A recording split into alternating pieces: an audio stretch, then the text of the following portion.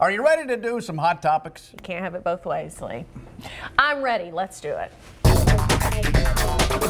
Hot topics. All right, rapper Lil Jon has dropped a festive Christmas playlist, guys. Yeah. It's what we've all been waiting for. All I Really Want for Christmas. Lil Jon collaborated with the Kool-Aid Man. Since releasing the song, the internet has been going crazy over this weird collaboration, even claiming the pair has saved Christmas. Take a listen. No. Oh, yeah. It's that time of year again. Kool-Aid Man, you ready for Christmas? Oh, yeah. Yeah. All I really want for Christmas. All I really want for Christmas. All I really want for Christmas is everything on my list, baby. Love it. I love it too. So this really is an ad campaign. It seems like it. It seems like it's an ad campaign for Kool-Aid. Yeah. But smart. I like this. I think Lil Jon is so cool. I like Lil Jon, I do and too. I fell in love with Lil Jon on You the did? Yes, I did. This is a big moment. On The Apprentice, when he was on The Apprentice. Oh, was he on there? Yes, he was on there with who's the? I think he was buddies with One of your other close friends. from Big and Tall, or not? It was, The store, the men's Big and Tall. The country music people, Jesse, Big and Rich, and, John Rich. Yes, John Rich. Oh, okay.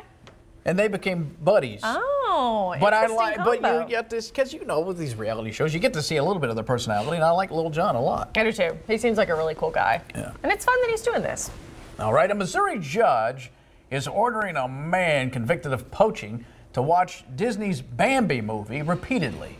David Berry Jr. was sentenced to a year in county jail for illegally killing hundreds of deer. Oh my gosh. Yeah, as part of his clearly sentence. didn't have a job. He has to watch Bambi at least once a month. Prosecutors say Berry killed the deer for their heads. It's one of the largest poaching cases in Missouri's history. I'd say it is. That's horrible. And Bambi, oh my gosh, what a sad film. Bambi loses his mother. Right at the beginning. Yeah. That's a rough one. But you got what? Thumper? Is it Thumper? And yeah. Flowers? Is that the skunk's name? I don't know. I haven't seen it in a while. Flowers. Yeah.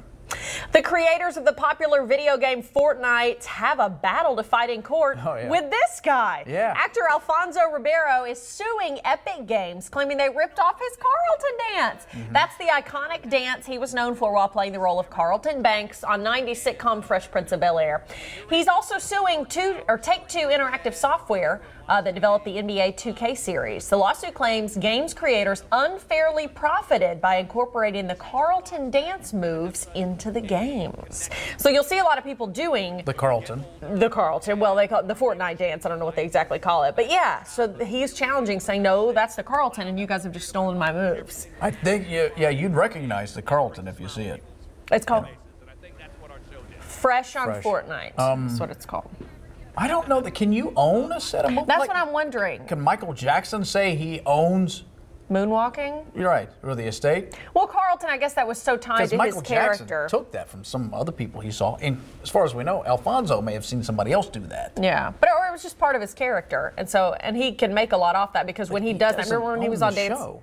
Well, not the show. I'm saying the dance move. Could he claim maybe it's under his likeness that he portrays? Yeah, maybe he trademarked or that. His. Obviously, he thinks he's got a chance. He thinks he has a case. Or maybe he just wants to settle it. He doesn't seem like the type guy that would just do a frivolous lawsuit like a lot of people do. Really? That's what you know about Alfonso? I'm very close with him. Are you? As you Is that are a buddy? He's a very close buddy of mine. Yeah. Okay. A reading program in Huntington Woods, Michigan's getting some criticism. Drag Queen Storytime is sponsored by the Huntington Woods Library. Features drag queens reading to kids. Parents and the city manager defend the event, saying it encourages reading and self-expression. A city commissioner disagrees, says it can confuse small children when it comes to defining their gender identities. Children's story session has been held for about a year at the public library. An out-of-state group is planning a protest of the story time in January. I don't get what the big deal is. Exactly. Jesse just made a good point. He said, don't take your kids. If you don't want to see this, don't take your child.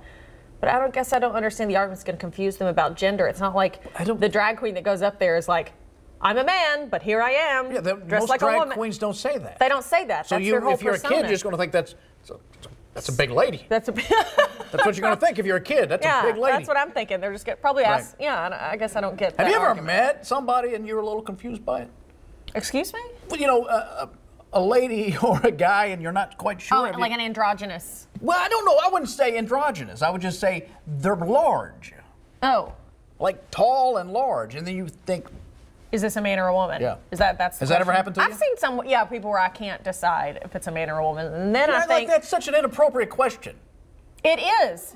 You cannot ask. How will you even frame that? You cannot ask someone. You have to decide in your mind's eye what you think this person is. Well, I don't know. You just do that Crocodile Dundee method. You seen that movie? No. What? Nothing. Don't worry about it. We'll move on. If this has to do with private parts, we are not discussing it. An Arizona couple is teaming up with toy maker Mattel to create the first ever same-sex Barbie doll set. Matt Jacoby and Nick Caprio have been together for 11 years. They'll soon become the first same-sex couple to be married at the Scottsdale Resort.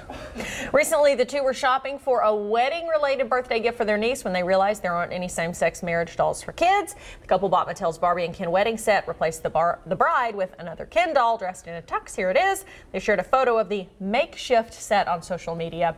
They then reached out to Mattel saying, quote, "I hope this inspires you." The company responded, invited the couple to LA in January to help Mattel create its very first same-sex marriage set. So. I think I understood that. I think I did. It was way too long. Well, I think I understood that. I know, it was very detailed. They created their own dolls and sent it to Mattel. And Mattel said, "Okay, congratulations." Yeah, let's make this. Okay. So. Okay, good.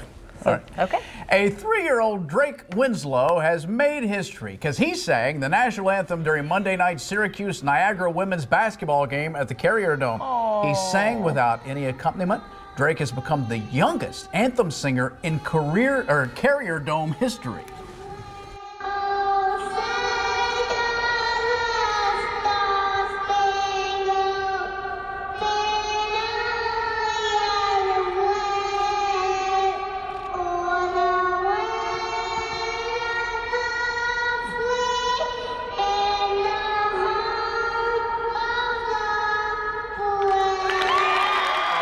That is awesome. It's a bit pitchy, though, isn't it? Right. Yeah, that's it. Let's criticize him. I'm just you know saying. What?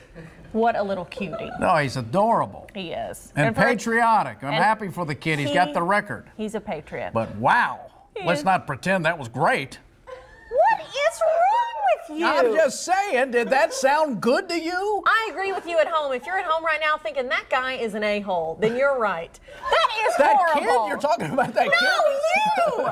I'm just saying.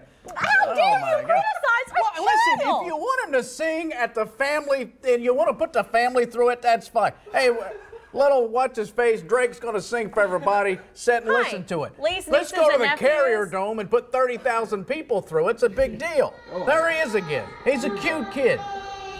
Really, goodbye, Lee. No more for you. Yeah. I don't know what's in your cup today, but no, we're finished.